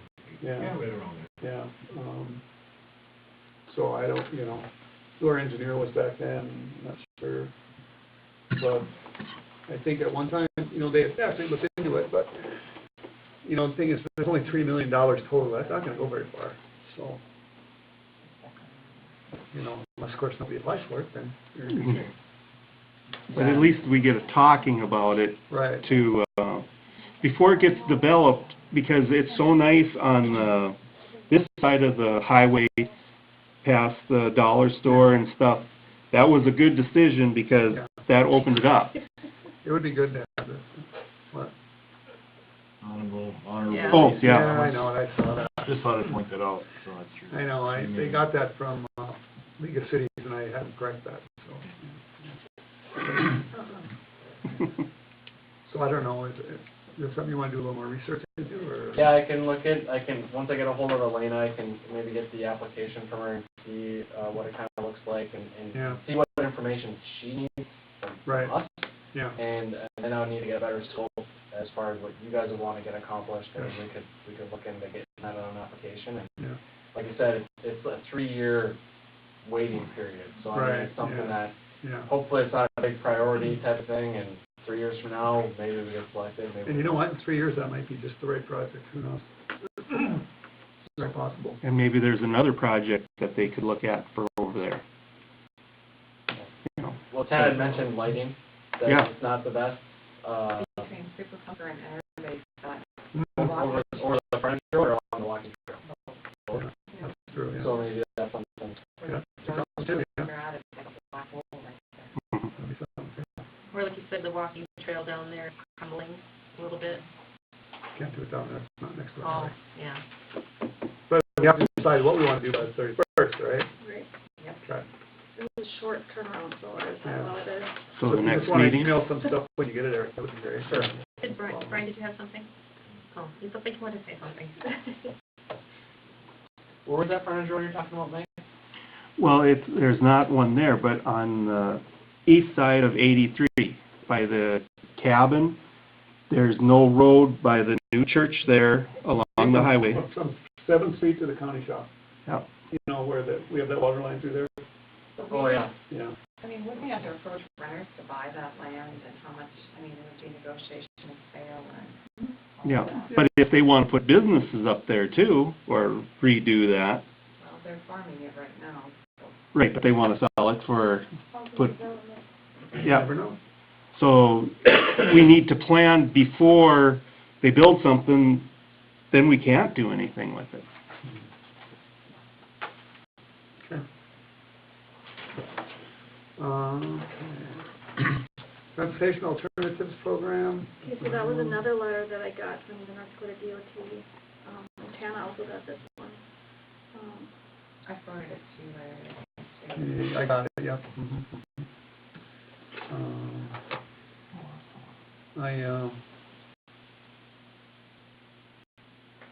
You know, that's where, you know, fixing up some of these, trails would maybe work too. You know, there's all kinds of grants out there. We can apply for community projects. It's just, projects have to be identified, and it's just like this one from the Department of Transportation. It's not a project we can do tomorrow. It's a project that, you know, it's gonna take a couple of years to do. This one here, the, Transportation Alternative, is that, what kind of a match is on that, you know? I didn't get extra information on that one. I did talk to Pam about this one though, and she's the one that manages the Transportation Alternatives Program. Okay. At least she's a contact person. She said that Washburn had gotten this before for Riverside Park Road, or was it for the riverboat itself? Maybe some money for that?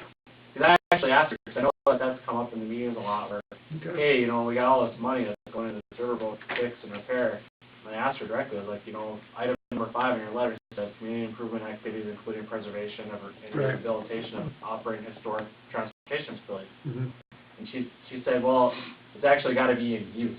So I was like, well, you know, Riverboat hasn't been used in a while, but it does have historic significance, Right. and it is something that, you know, People walk on it attracts once in a people. while. Yeah. So, you know, at least getting a small grant for, you know, Right. to pay, you know, the helper guy to come in and fix the rest of that riverboat, you know, but sounded like it wouldn't be something that this could be applied for. But the walking trails, if they're in bad shape, we could look at Phoenix Urine area, it's a 20% match. 20%. They do 80, we do 20? Yes. I wonder if this wasn't what they did for the Riverside Park Road. It was. Okay, well, that'd be something to look at, too, yeah. Bike facilities, that's one thing Main Street, talked about is the walkability, biking is a huge thing. So we'll have to look at those closely here in the next few weeks, so.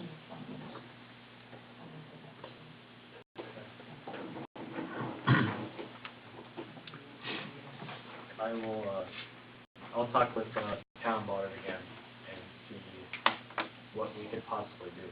Now, if it's something that this program paid for before, I don't know if there's a period that, hey, you just built this bike path a couple of years ago. Right. I don't think you're eligible for money for it again, or Yeah. for a while longer. I don't know. So I'll have to ask for that question too. So Okay. see if we can fit that. Any questions on that, anybody? Eric, you're up. Okay, so those are two of the things I was going to talk about on there, so we got them covered already, so that should make this a little quicker. The river is still kind of high. As of today, we're at 29,000 CFS. In the month of September, we dropped down from 42 to 29,000, so the river's dropped quite a bit. The good news is that the intake cleared itself out. We had a lot of sand and fill that kind of deposited in there, so we're okay on the intake, and that's really good news to report. So with that, now that we're getting into the fall and it's already cold out here, it seems like we're ready for early. We're looking at getting that bathymetric survey completed, and we're actually looking at next week. I had emailed Rainey the proposal for, it's an amendment to a task order we already have for the intake to do that bathymetric survey work. So that's one thing that I would need the commission to approve for us to go ahead and get that work done next week, if we were to do it. So I think you got a copy of it, Larry. Yeah, the lump sum is $5,200, and that includes 1,000 feet along the full width of the river, an additional 500 feet upstream and downstream of Highway 200A bridge. Process and survey data, related expenses, overview. I think it's something we need to do. But it's a lump sum of $5,200. We need to know where we're at because, we're looking at a $3 million project. We need to spend this money to make sure we know what we're doing. We can't get... So we would get a full bathymetric survey of the river, what it's doing 500 feet upstream and downstream of the bridge. It would confirm that our location that we have selected, we're near where the current intake is. It'd also give another hard look at the west side of the river, where we had also looked at a spot that was pretty good. This is, like Larry said, it's definitely something that we need to confirm to keep moving forward. So. Yeah. So I'm going to make the motion that we go with task order number 11 for the bathymetric survey for $5,200. Second. Discussion? Can we get any grants from anybody because of the high water this year, or anybody have anything to say about that? I talked to the Corps of Engineers about it and didn't get much back from them as far as grants go. We are getting a very large grant from the State Water Commission for this project. Those monies can most certainly be used for this, even though it's an amendment to a task order we already had. To the best of my knowledge, the FEMA grant that we've already secured can also be applied towards this. So it's something that we can cover with funding that we have already. Okay, So that's what I was wondering. Any other discussion? Colin? Yes. Mike? Aye. Well, yes. We'll sign this right now and then give it to you. This is the Okay. copy you want? Yep, I will take that copy, and I have another copy, and I know I emailed it to, if you wanna, if anyone else wants it, either Rainey can forward it to you, or I could as well forward it to you. They have. Okay, they do have, okay. And then go into the next thing here, thank you for that. The next thing, the FEMA grant funding increase request. So right now, I did talk to Justin Messner yesterday. There was no updates from him, that it's just still with, Region 8, FEMA Region 8 under their review. And he wants, me to get on a teleconference with them next week to answer some of their questions. But still pending, we could possibly get more money on that FEMA grant since they had so much left over that they had trouble giving money away, which seems kind of funny to me, but that's the situation we're in. But hopefully we can get that. I talked to you last time I was here about the state revolving fund questionnaire, update questionnaire. I submitted that on behalf of the city, and all it was is like what we talked about was we had submitted it last year for the project to get SRF funding, and we didn't do the project, so they go reach out to everyone that applied, and they say, if you still want to be eligible this year, you got to submit an update questionnaire. So I did that, and they'll come out with a intended use plan, and we'll see if we're on that again. I'm sure we will be, and that's just funding that will be available for us. It's a 2% interest rate. It's a pretty good deal if the city does elect to actually go forward with that. So that was submitted. Any questions on SRF funding? Okay. And then I would recommend that soon we need to advertise the project. It most certainly would have to be not anything now, but something that the commission would have to approve to go ahead and do. And I would say for sure by December commission meeting, that's something that I would want you guys to maybe think about deciding on by then. Well, I think a lot's going to depend on the survey. Yeah, Yeah. and we'll see what the survey comes back with, and we'll get that done next week, and I'll let you guys know right away when we find out results of that. And, but I just wanted to bring it up so you guys are thinking about it. Right. That we want to be advertising pretty soon for this.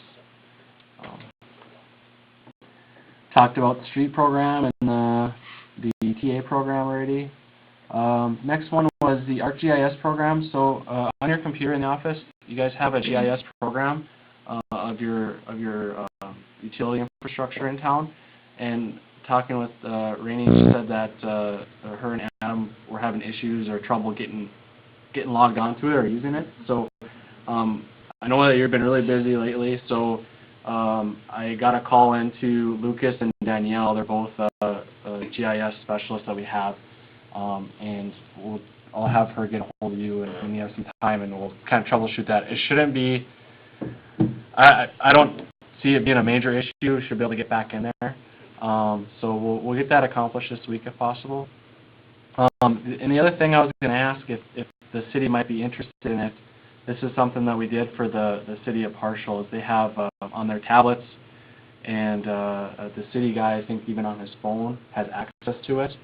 And I don't know how much, this is something I have to get in touch with Jasper and Lucas about to ask more information about it. But we could come in and give you guys a demo on it. I know Jasper did that for the city of Parshall, so he's a little bit more familiar with it. But if that's something the city would be interested in us doing, we could most certainly do that as well. And it'd be something that would be, I think, pretty useful for like Adam to have on his phone. I think so too, yeah. Or even on his computer, or if he has a tablet too. I'm not sure if he does or not. But Well, yeah, if you're looking up lot lines, yeah. anything, shut-offs, anything, yeah. Because if you have that program, you might as well be getting your use out of it, So. Oh, absolutely. Cost of that then? I would have to get with Jasper to check on that.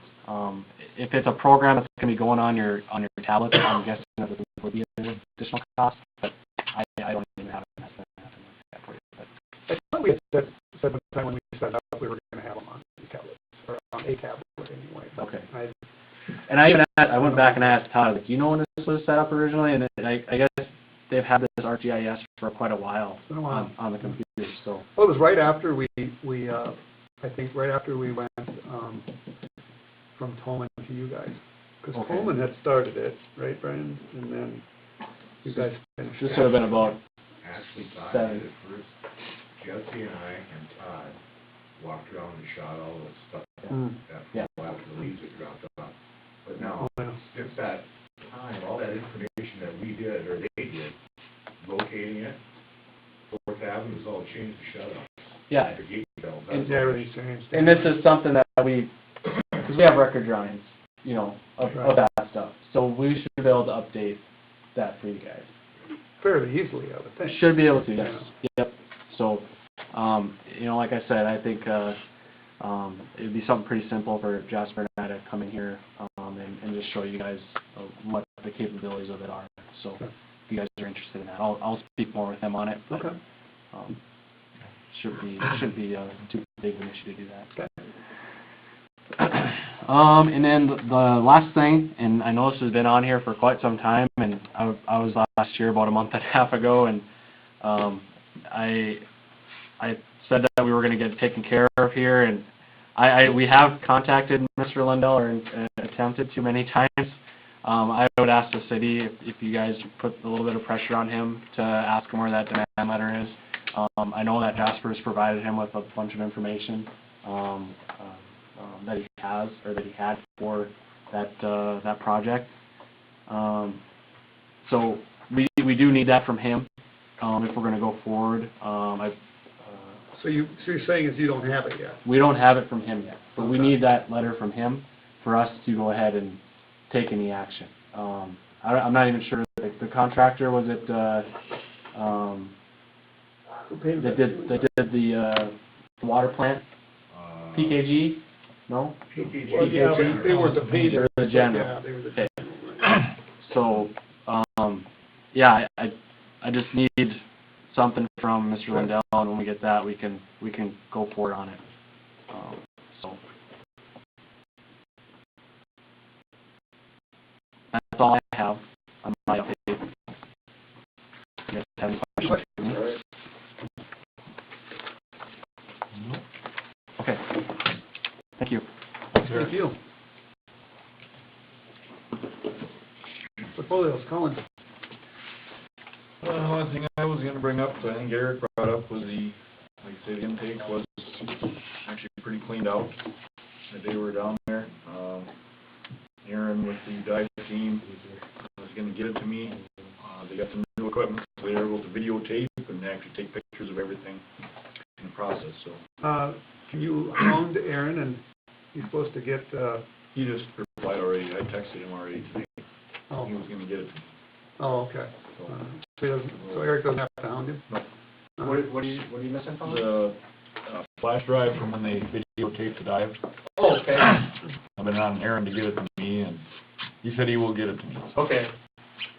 Sounds good. Yeah, if he doesn't, I will give him a call along. Okay, no, I've got it. Yeah, that's all I've got. Mike? I was just wondering, how did the water report that we gave you last month? You gave the big, water deal last month.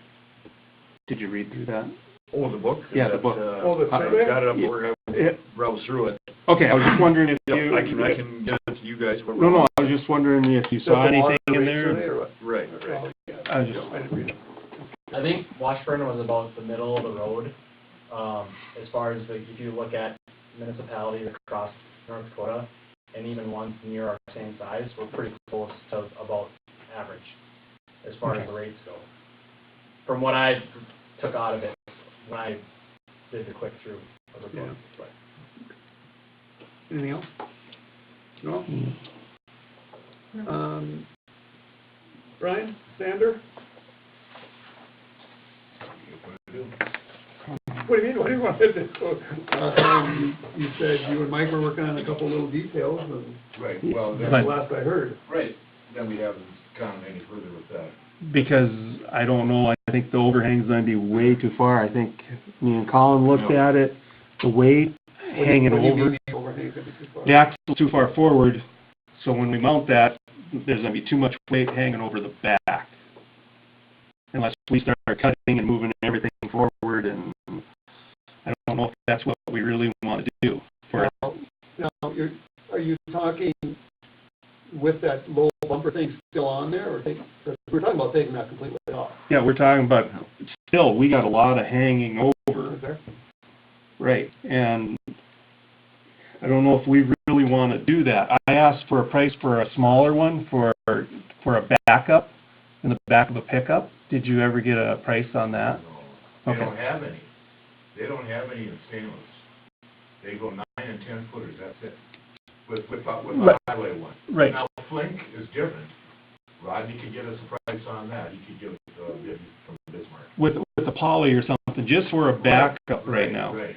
Because sooner or later, that Unimog, we're gonna have trouble getting stuff for it. You know, part pieces, everything that gets so old, it gets really tough to get stuff anymore, unless we keep up with stuff. Well, yeah, well, the thing is, one that fits in the back of a pickup, I think is a waste of money, because you'll have absolutely no, volume at all Yeah, but that's what Hazen uses all the time. in the back of a pickup. 1 ton, just the 1 ton. Okay. That, you know, you can call over there and check with them, but that, they do have 2 of them, but that's their main sanders. They don't have no big trucks. They're just using a 4-wheel drive dually pickup, running up and down their Really? streets. And our streets are a lot better than theirs are. But, you know, a sander is to get out there quick and stuff like that. And it's more for a backup, is what we were thinking. Yeah. You know, I just, we need to discuss kind of where we're going sooner or later with this. Well, yeah, I thought you guys said a couple things, and you guys would have ordered it by now, and you'd have it by now. We'll look at it tomorrow, or I'll make myself a note. I'll look at it tomorrow, and we'll discuss it and figure something out shortly, so. Yeah, because we can order any pumps that we want, you know, but Right. it's one of those, is that what we really need? Right. Well, you know, I thought basically what we wanted was, or what we had decided was, we were gonna get something that, in case one, you know, went down, we could swap it out, you know, and then, yeah, so. But maybe we need to look at something different then. We need to kind of look at it, you know. Okay. In my opinion, because that truck, you know, you said last time, we didn't want to go doing a lot of cutting on it, you know, to get things to fit. Because the bumper would have to come off, and then we'd have to cut in Well, that back forward. bumper, yeah, I mean, And then we'd have we to knew cut that. in to move the down deal in farther to get the weight farther to the front end. I don't think I said that. You said you didn't want to cut all that stuff up. Okay. You know, doing a lot of modifications to get things moving. Yeah, well, I'll look at it tomorrow, we'll go from there, so, okay. Yeah, I just wish I'd known this sooner, because I've had time to look at it, whatever, no big deal. We'll get it figured out. Yeah, because I got the weight, it's only a 19,000-pound truck, Yeah, yeah, I know we talked about you know, so, it. Ryan, do you have a contact, would you say was, for the other sander? Yeah. Is that for like a pickup box sander? Yes. Can you get a price on one of them? Or did you? I got one of those. Oh, you did? Yeah, but that was for the bigger model again. Okay. That was for like, I think that was for a 10-foot too. But it's a Flink, that's the brand on it. But I think you can probably come up with something. Okay, But I mean, we could use a smaller one and actually mount it to this truck too and still utilize it, even if you didn't have a Yeah. pickup. right. So, I mean, we've got some options there with a smaller one. Because if this pickup goes down, or if that goes down, You know, the truck, right, then, you know, we have to get a tonner dually, we could do that too and still utilize the sander. yeah. Well, yeah, we want to have something that, So, we got to have some different options rather than one. because you hardly ever use the old sander that, on the Dodge, right? You- I don't know, from It's been used, I mean, it's in pretty tough shape, but it's, But, right, that's what I mean. but that thing's old, man. You know, that Mhm. standard's old. Okay, we'll get it figured out.